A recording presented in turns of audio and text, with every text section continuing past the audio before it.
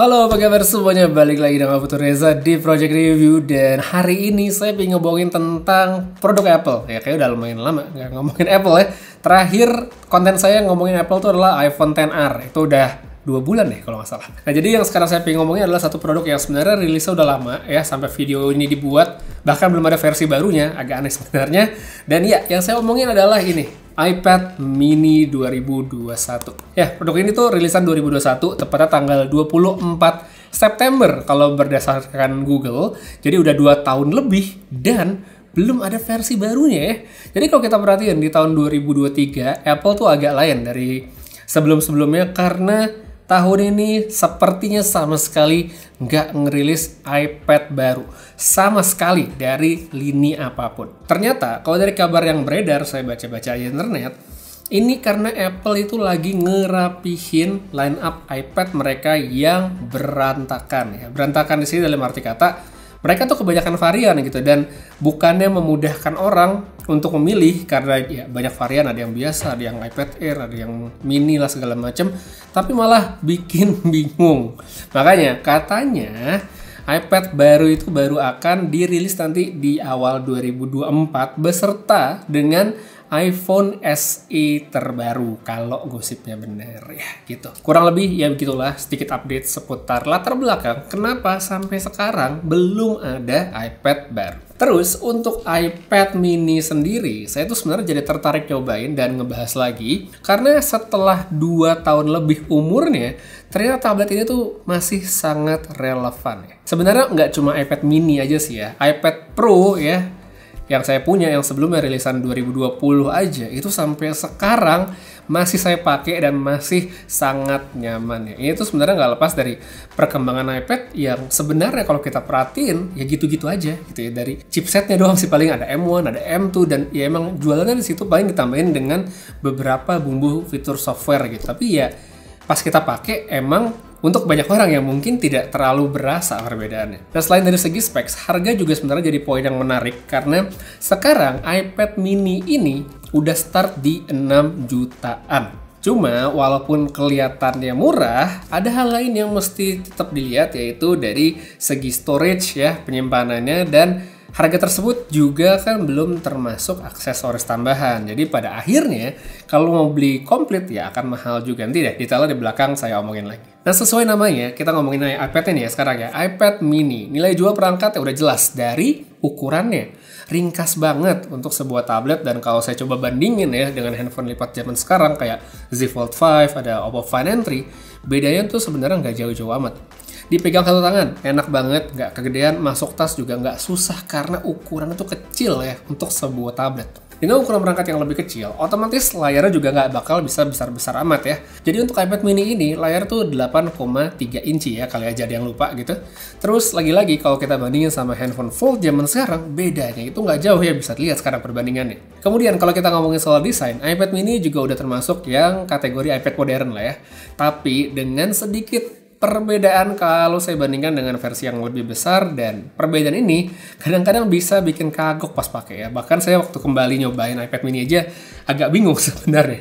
Nah, perbedaan tersebut adalah penempatan dari tombol volumenya. Kalau biasanya di tablet itu kan tombol power sama volume deketan tuh, tapi di iPad mini ini tuh agak jauh posisinya. Mungkin kalau buat sebagian orang ya biasa-biasa aja, tapi nggak tahu ya, kalau buat saya pas mencet tuh mesti kayak mikir, oh tombolnya tuh bukan di atas, bukan di samping, tapi ada di pojok bawah. Jadi ya kadang-kadang agak kurang berasa natural gitu.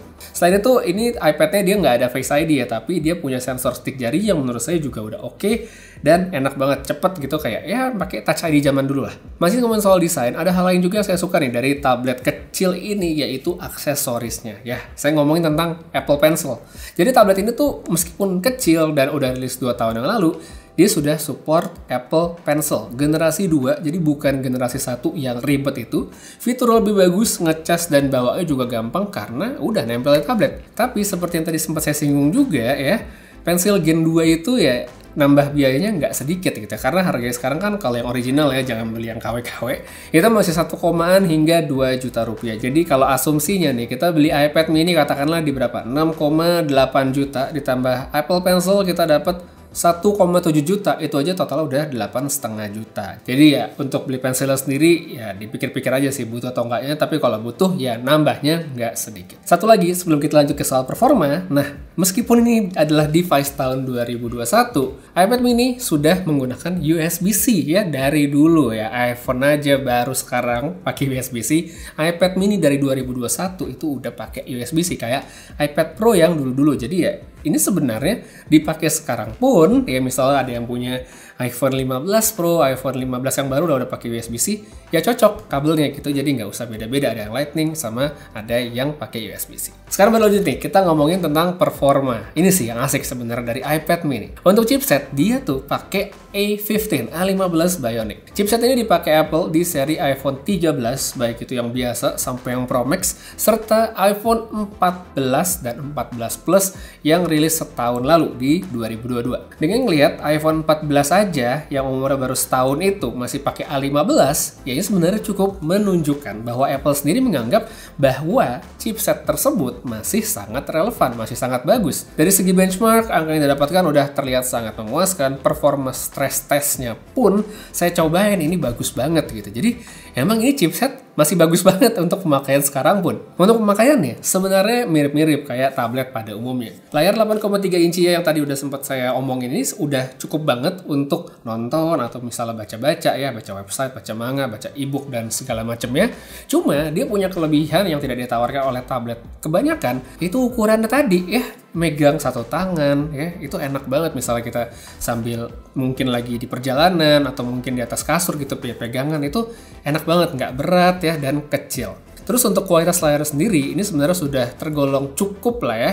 Meskipun panelnya kan jenisnya IPS, belum OLED atau semacamnya. Efeknya paling dari segi saturasi nggak terlalu yang gonjreng gimana, kontrasnya juga mungkin tidak terlalu tinggi. Tapi untuk visual di tahun ini pun menurut saya masih sangat bisa dinikmati. Speakernya juga nggak jelek loh. Jadi iPad mini ini kan ada 2 speaker ya, meskipun lubangnya ada 4, cuma masih oke banget. Terus kalau misalnya ada yang nanya untuk gaming, ternyata juga emang masih enak banget ya. Game-game itu saya cobain berjalan dengan setting yang cukup tinggi. Sebagian ada yang bisa rata kanan ya, misal kayak main Mobile Legends ya pasti masih bisa bagus. Terus misalnya saya coba pakai main Tsubasa yang baru, itu juga lancar banget. Bahkan dengan Honkai Star Rail itu masih bisa. Meskipun kalau untuk Honkai Star Rail ya grafiknya saya style-style dikit, saya kurang-kurangin dikit supaya jalan lancar, tapi masih enak banget. Habis itu kalau kita ngomongin Apple, tentu kita tidak bisa meninggalkan pembahasan dari softwarenya ya. Jadi ini iPad mini sudah sampai di iOS 17 ya. Bakal sampai iOS berapa tidak ada yang tahu, sebenarnya terserah Apple. Cuma kalau kita lihat dia rilisnya 2 tahun yang lalu, kemungkinan ya dia masih dapat 2 sampai 3 iOS lagi. Jadi maksimal kayaknya di iOS 20, jelek-jeleknya di iOS 19. Fiturnya udah cukup lengkap yang didapetin di sini, cuma memang ada yang kurang kayak misalnya Stage Manager itu saya coba di sini tidak ada, tapi untuk yang lock screen baru ya, customize segala macamnya itu sudah tersedia dan bisa dipakai di iPad mini. Jadi ya untuk kesimpulannya, sebuah tablet dengan harga pasaran ya tabletnya doang 6 jutaan ya ini sebenarnya deal yang bagus ya kalau menurut saya, karena kalau kita ngelihat di tablet-tablet lain 6 juta itu ya ada, cuman memang tidak terlalu banyak yang ngasih tablet dengan performa yang bagus, software yang matang. Jadi ya ada tapi emang nggak banyak. Tambah lagi ini punya kelebihan dari segi ukuran yang lagi-lagi tidak banyak ditawarkan oleh kompetitor seperti tablet Android. Jarang kan tablet Android yang ukurannya cuma segini, terus dia punya aksesoris kayak pensil juga bisa nempel dan ya enak gitu. It works sebagai sebuah tablet yang bagus. Kekurangannya paling dari segi layar mungkin dia bukan yang paling bagus, speaker juga mungkin bukan yang paling kenceng. Habis itu kalau kita pengen nambah aksesoris semuanya ya agak mahal, dan karena dia ini ukurannya kecil, mungkin kalau butuh keyboard nah itu harus cari third party, dan third party-nya saya nggak tahu ya. Waktu itu saya pernah beli, dapetnya cuman nggak bagus, tapi nggak tahu sekarang apakah ada yang bagus atau ada yang nggak. Cuma ya mungkin kalau butuh tablet untuk ngetik, ini mungkin akan jadi satu PR ya untuk cari aksesoris third party yang cocok dan bagus. Tapi ya tetap ini ternyata masih bisa saya rekomendasikan untuk tahun ini sebagai tablet yang menyenangkan bagi yang kerasa pemakaiannya cocok. Seperti biasa buat yang mungkin pengen beli, bisa cek di tempat saya beli juga di Studio Ponsel, linknya saya taruh di deskripsi di bawah. Untuk sekarang, guys, kita aja dulu videonya. Makasih banyak nonton sampai habis. Putra Reza pamit, sampai ketemu lagi di video berikutnya, dan seperti biasa, have a nice day.